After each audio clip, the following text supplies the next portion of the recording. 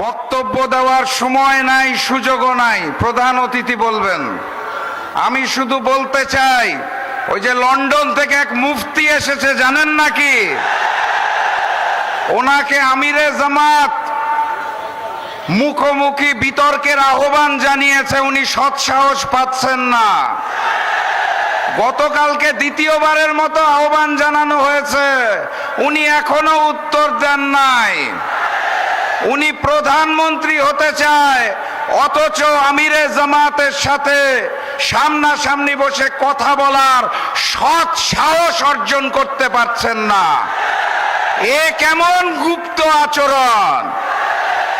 প্রধানমন্ত্রী হতে হলে শুধুমাত্র নিজ দলের নেতা হলে হয় না, 18 কোটি মানুষের নেতা হতে হয়।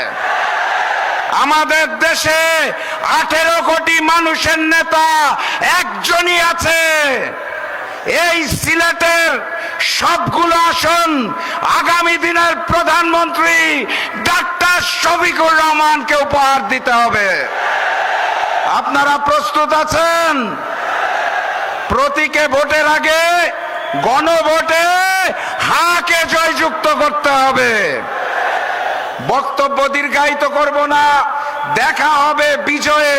শুধু বলে দিতে চাই, ওই লন্ডনী মুফতির নয়া জালেম বিএনপি যদি ভোটের দিন ভোট বাক্স ছিনতাই করতে আসে, তাদেরকে ওখানেই লাল কার্ড দেখিয়ে দিতে হবে। আরো দেখা হবে ইনশাআল্লাহ। বিজয়ের পথে যাত্রা শুরু, জীবন অথবা মৃত্যু। আসসালামু আলাইকুম।